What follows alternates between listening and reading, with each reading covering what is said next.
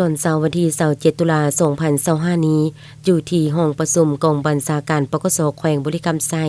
ได้จัดพิธีปาฐกถาวันศาสตร์สาธารณรัฐสังคมนิยมเวียดนามครบรอบ80 ปี2กันยา1945 52กันยา2025และวันสร้างต่างสาพันธ์ครบเก่าครบรอบ23 ปี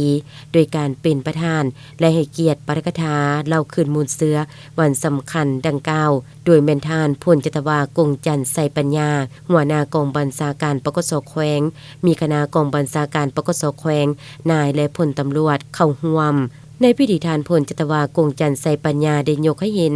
ว่าในเดือนสิงหา1945พรรคและประชาชนเวียดนามได้ทำลายตองโซความเป็นข้าทาสของจักรพรรดิลาเมืองขึ้นแบบเก่านับเป็นเวลาหลาย10 ปีพร้อมทั้งประกาศเอกราชและก้าวสู่สังกัดใหม่โดยแม่นพรรคนำพาซึ่งมีประธานโฮจิมินห์เป็นผู้นำพาผลงาน80 ปีแห่งการก่อสร้างปรึกษาลือและพัฒนาประเทศชาติเวียดนามซึ่งท่านได้เน้น4เนื้อในเช่นว่าไสสนะอันใหญ่หลวงในการถอนโหมประเทศชาติการปฏิบัติพันธาสากลการนำพาประเทศชาติก้าวสู่เส้นทางสังคมนิยมผลสำเร็จการนำพา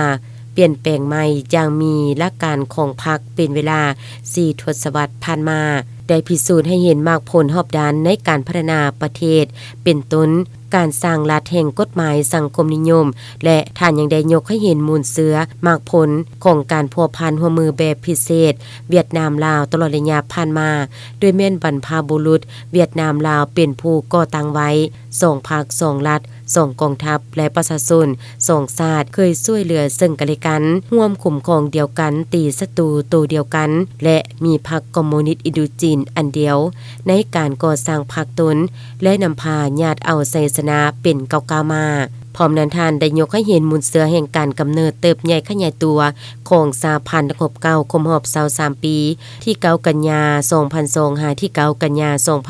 2025เพื่อเป็นการระลึกถึงคุณงามความดีของบรรพบุรุษลาวที่ได้อุทิศชีวิตเลือดเนื้อเพื่อชาติในการต่อสู้ยัดเอาเอกราชอธิปไตยและพื้นแผ่นดินอันครบถ้วนมาสู่ชาติลาวทั้งปลุกระดมคนควยให้นายและพลตำรวจได้รับรู้เข้าใจและหำเหียนเอาบทเรียนอันล้ำค่า